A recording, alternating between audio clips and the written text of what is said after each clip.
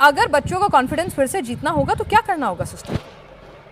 बहुत सिंपल तरीका है पिनाज। सबसे पहले तो मैं बताऊं, बच्चे मुझे डियर सर के नाम से जानते हैं, तो मैं बच्चों के दिल की बात आपको बताता हूं। एक्चुअली बच्चों की जो रियल प्रॉब्लम उसे कोई नहीं समझ रहा है। हम बात कर रहे हैं रिवैल्यूएशन की। रिवैल्यूएशन हो कैसे रहा है, उसके ना दो स्टेप होते हैं। पहला स्टेप होता है कि आपको पहले अपनी स्कैन कॉपी के लिए अप्लाई करना होता है। अगर आप स्कैन कॉपी के लिए अप्लाई करते हो, तभी आप अपनी कॉपी को दोबारा से रीचेक या वेरीफाई करवाने के लिए अप्लाई कर सकते हो, जो कि अब 1 जून से शुरू हो रहा है।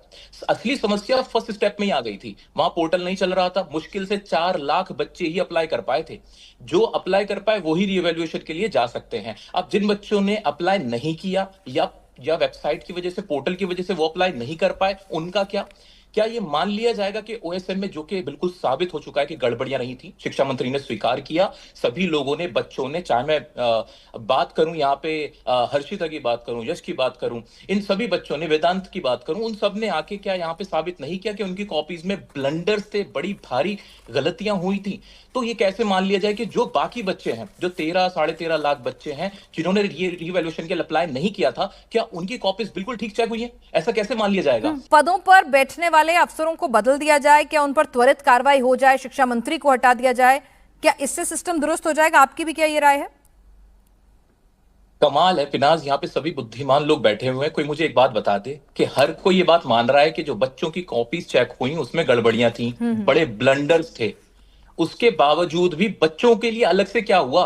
उनको क्या मिला? उनको तो कुछ भी नहीं मिला। रही बात रिवैल्यूएशन की, वो तो हर साल होती है।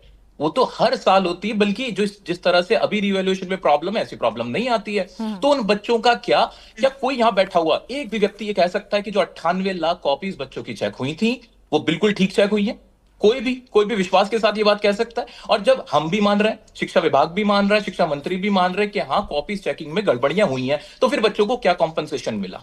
उन्हें कैसे कॉम्पनसेट किया गया? कोई मुझे एक ऐसी नोटिफिकेशन कोई बता दे, कोई ऐसा सर्कुलर बता दे जिसमें उन बच्चों का कुछ खास ख्याल रखा गया हो। 75% की कोई कंडीशन उनकी रिलैक्स की गई हो, उनको कोई ग्रेस मार्क्स का प्रावधान हो, उनकी कोई मैनुअल रीचेकिंग, जो फेल्ड स्टूडेंट्स हैं उनके लिए कोई बात की गई हो। बच्चों को क्या मिला? मैं बिल्कुल इस बात से इत्तेफाक नहीं रखता कि सिर्फ मेरे जी, रेजिग्नेशन से कुछ हो जाएगा। रेजिग्नेशन से बच्चों को क्या मिलेगा? कुछ भी नहीं। वो तो आगे ठीक है। फ्यूचर की बात